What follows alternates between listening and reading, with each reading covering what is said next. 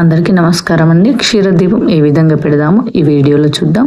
ఒక వెండి గిన్నె తీసుకొని శ్రీమణి అమ్మవారి బీజాక్షరాన్ని రాసుకొని గంధంతోనే పసుపు కుంకుమలు అలంకరించుకొని 2 తమలపాకులు పెట్టి పసుపు కుంకుమ గంధం జివ్వాది పచ్చకర్పూరం వేసుకొని దానిపైన వెండి గిన్నె పెట్టుకొని అందులో ప్యాకెట్ పాలైనా పర్లేదు, పచ్చివి ఆవు పాలు అయితే మరీ మంచిది. కుంకుమ పసుపు గంధంతో అలంకరించుకొని ఒక చిన్న వెండి ప్రమిద తీసుకొని అందులో ఆవు నెయ్యి వేసి పువ్వొత్తి పెట్టుకొని పసుపు కుంకుమ గంధంతోనే అలంకరించుకొని ఇలా పైనుండి మెల్లగా వేయాలి. ఇది దీపం పాలపై తేలుతూ ఉండాలి. కవత్తితోనైనా అగరబత్తితోనైనా వెలిగించుకొని పచ్చకర్పూరం జివ్వాది వేసుకొని ధూపం చూపెట్టుకోవాలండి. క్షీరదీపం లక్ష్మీ అమ్మవారికి చాలా ఇష్టం. ప్రతి శుక్రవారం ప్రతి ఇంట్లో తప్పకుండా పెట్టండి. పెట్టడం వీలు కానప్పుడు పిల్లలతోనైనా భర్తతోనైనా పెట్టించండి.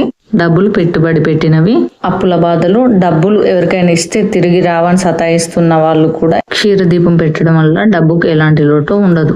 అందరికీ నమస్కారం అండి. క్షీరదీపం ఏ విధంగా పెడదామో ఈ వీడియోలో చూద్దాం.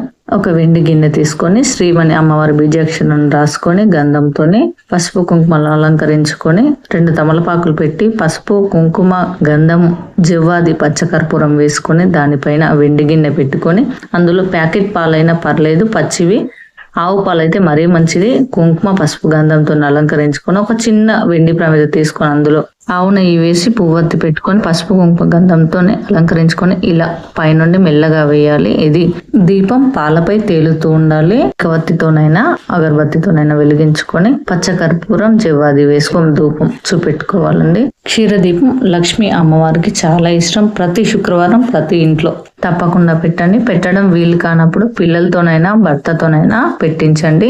డబ్బులు పెట్టుబడి పెట్టినవి, అప్పుల బాధలు, డబ్బులు ఎవరికైనా ఇస్తే తిరిగి రావని సతాయిస్తున్న వాళ్ళు కూడా క్షీరదీపం పెట్టడం వల్ల డబ్బుకు ఎలాంటి లోటు ఉండదు.